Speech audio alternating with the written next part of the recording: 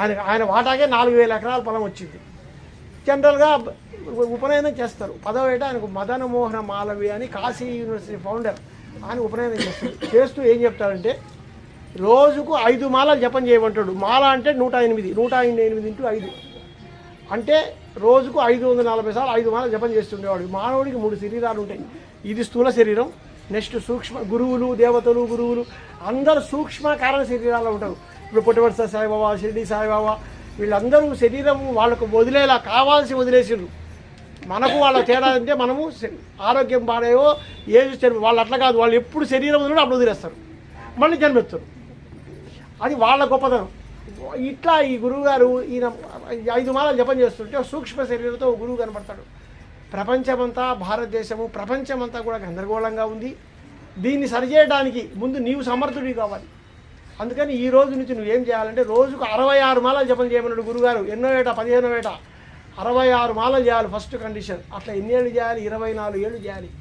అంటే సంవత్సరానికి 24 లక్షల చొప్పున ఆయన 24 ఏళ్ళు జపం చేసిండు 1926 నుండి. ఫస్ట్ కండిషన్ అని చెప్పింది వాళ్ళ గురువు.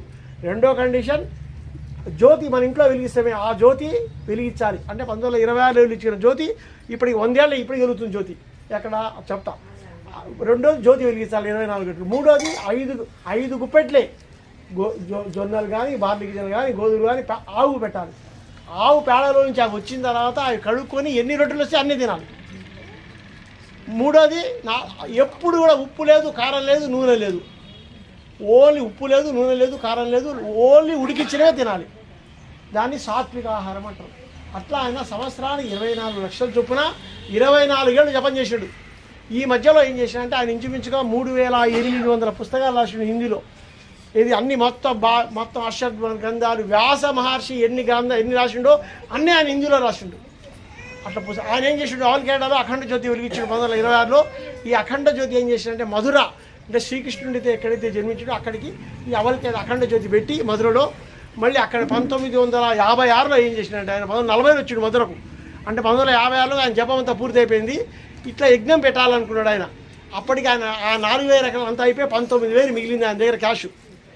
1008 కుండీలు 5 రోజులు యజ్ఞం పెట్టాలనుకున్నాడు ఆయన. వాళ్ళ గురువు గారు నాకరే ఏం లేవయ్యా 19,000 ఉన్నాయన్నాడు. మేము ఇంతమంది గురువులు, దేవతలు, ఋషులు ఉంటే నీకెందుకు అయ్యా అని వాళ్ళ గురువులు హామీ ఇచ్చిండ్రు. ఇటువంటి యజ్ఞాలు 1008 కుండాలు 5 రోజులు యజ్ఞం పెట్టిండు. యజ్ఞం పెట్టి రూమ్లో పెట్టిండు. 19,000 శిష్యులు చెప్పిండు డబ్బులు కంటే తెచ్చుకోండి, ఎవరు వచ్చినా అక్కడ వేయమని. ఆయన ఎవరిని రూపాయి అడగల. ఒక్క రోజు కూడా ఆయన రూపాయి అడగల. ఈ రోజు కూడా ఆశ్రమంలో ఎవరిని రూపాయి అడగరు. ఇస్తే తీసుకుంటారు కానీ అడగరు. అట్లా ఆయన రూములో 19,000 పెడితే 5 రోజులు యజ్ఞం జరిగింది. 5 లక్షల మంది